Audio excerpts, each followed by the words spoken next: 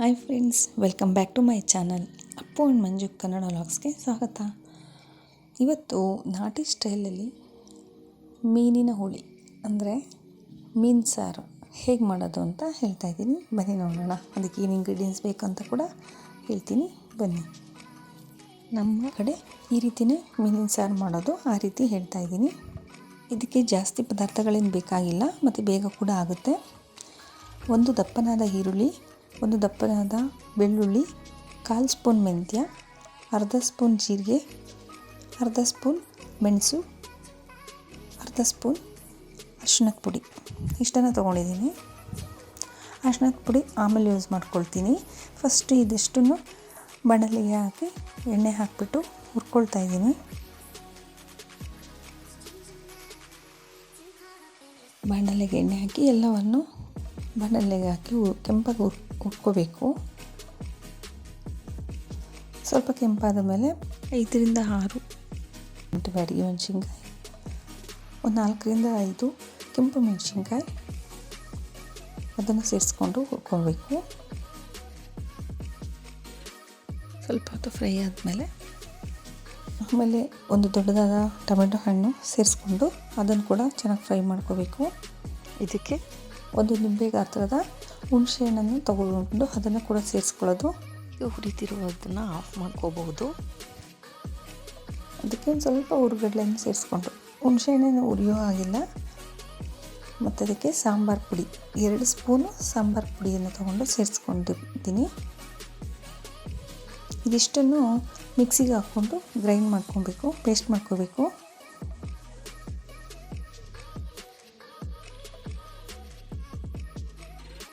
ಸಾಂಬಾರು ಪುಡಿ ಸೇರಿಸ್ಬಿಟ್ಟು ಇದಿಷ್ಟನ್ನು ಜಾರಿಗೆ ಶಿಫ್ಟ್ ಮಾಡಿಕೊಂಡು ತೆಂಗಿನ ತುರಿ ಸ್ವಲ್ಪ ಸೇರಿಸ್ಕೊಳ್ಳೋಣ. ಒಂದು 2 ಸ್ಪೂನ್ ತೆಂಗಿನಕಾಯಿ ತುರಿನ ಸೇರಿಸ್ಕೊಂಡು ಮತ್ತು ಅದಕ್ಕೆ ಸ್ವಲ್ಪ ಕೊತ್ತಂಬರಿ ಸೊಪ್ಪನ್ನು ಕೂಡ ಸೇರಿಸ್ಕೊಳ್ತಾ ಇದ್ದೀನಿ. ಕೊತ್ತಂಬರಿ ಸೊಪ್ಪು ಚೆನ್ನಾಗಿ ತೊಳೆದು ಅದನ್ನು ಕೂಡ ಮಿಕ್ಸಿಗೆ ಹಾಕ್ಕೊಳ್ತಾ ಇದ್ದೀನಿ. 1-2 ಸುತ್ತು ರುಬ್ಬಿದ ಮೇಲೆ ಕೊತ್ತಂಬರಿ ಸೊಪ್ಪು ಸೇರಿಸ್ಕೊಳ್ತಾ ಇದ್ದೀನಿ. ಈಗೆಲ್ಲವನ್ನು ಚೆನ್ನಾಗಿ ನುಣ್ಣಗೆ ರುಬ್ಕೊಂಡು ಪಕ್ಕಕ್ಕೆ ಇಟ್ಕೊಳ್ಳೋದು. ಬಾಣಲೆಗೆ ಎಣ್ಣೆ ಹಾಕಿ ಒಂದು 100ರಿಂದ 200 ಗ್ರಾಮ್ ಎಣ್ಣೆಯನ್ನು ತಗೋಬೇಕು. ಅದಕ್ಕೆ ಈರುಳ್ಳಿಯನ್ನು ಹಾಕ್ಕೊಂಡು ಒಗ್ಗರಣೆಗೆ ಒಂದು ಸಣ್ಣದಾದ ಈರುಳ್ಳಿ ತೊಗೊಂಡು ಒಗ್ಗರಣೆಗೆ ಹಾಕ್ಕೋಬೋದು. ಅದನ್ನು ಸ್ವಲ್ಪ ಫ್ರೈ ಮಾಡಿಬಿಟ್ಟು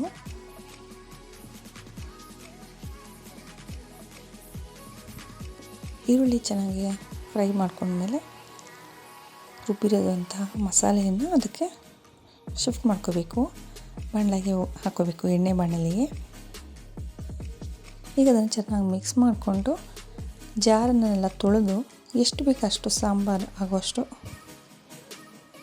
ನಮಗೆ ಎಷ್ಟು ಕ್ವಾಂಟಿಟಿ ಬೇಕು ಸಾಂಬಾರು ಅಷ್ಟು ನೀರನ್ನು ಸೇರಿಸ್ಕೊಬೇಕು. ಮೀನು ಸಾರು ಸ್ವಲ್ಪ ತೆಳುವೇ ಇರುತ್ತೆ. ಮೀನು ಹುಳಿ ಮುದ್ದೆಗೆ, ಅನ್ನಕ್ಕೆ ತುಂಬಾ ಚೆನ್ನಾಗಿರುತ್ತೆ.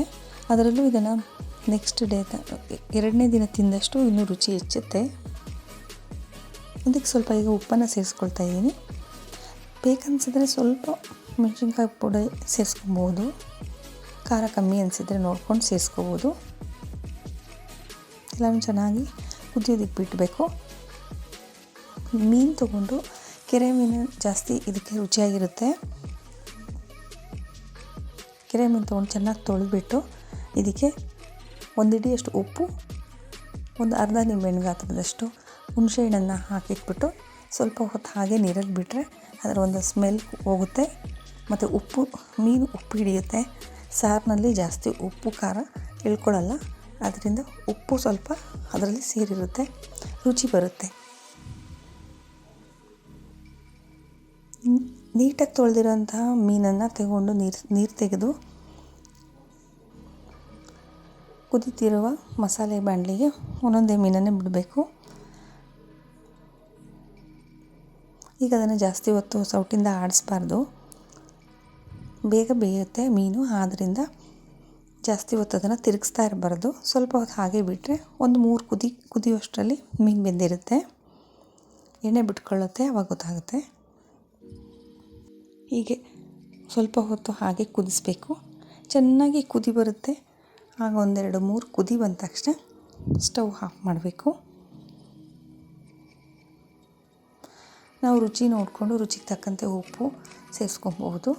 ಹುಳಿ ಕಮ್ಮಿ ಅನಿಸಿದ್ರೆ ಇನ್ನು ಸ್ವಲ್ಪ ಹುಣಸೆ ರಸ ಬಿಟ್ಕೊಳ್ಬೋದು. ಯಾವಾಗಿದ್ರೂ ಮೀನು ಹುಳಿನ ಹುಳಿಯಾಗಿ ಮಾಡಿದ್ರೇ ನಾಲಿಗೆಗೆ ತುಂಬ ರುಚಿ ಬರುತ್ತೆ. ಮತ್ತೆ ಮೀನು ತಿನ್ನಬೇಕು, ಮೀನು ಸಾಂಬಾರು ಕುಡಿಬೇಕು ಅಂತ ಅನಿಸ್ತಾ ಇರುತ್ತೆ. ಮುದ್ದೆಗಂತೂ ಹೇಳಿ ಮಾಡಿಸಿದಂಥ ಮೀನು ಸಾರು, ಮೀನಿನ ಹುಳಿ ಈಗ ರೆಡಿ ಆಗ್ತಾಯಿದೆ.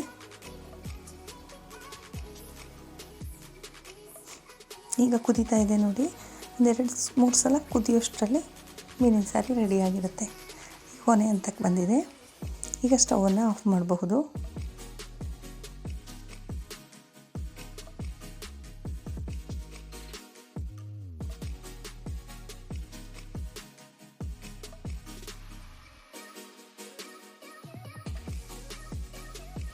ನೋಡಿ, ಫೈನಲ್ ಆಗಿ ಈಗ ನಮ್ಮ ಮೀನಿನ ಹುಳಿ ರೆಡಿಯಾಗಿದೆ.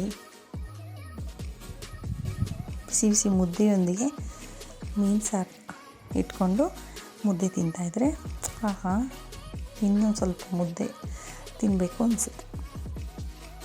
ಇದಾಗಿತ್ತು ಇವತ್ತಿನ ವ್ಲಾಗ್. ಅಂದ್ಕೊಳ್ತೀನಿ ನಿಮಗೆಲ್ಲ ಇಷ್ಟ ಆಗಿದೆ ಅಂತ. ನೀವು ಕೂಡ ಈ ರೀತಿ ಒಂದಿನ ಸಾಂಬಾರು ಮಾಡಿ ನನಗೆ ಕಮೆಂಟ್ ಮಾಡಿ ತಿಳಿಸಿ.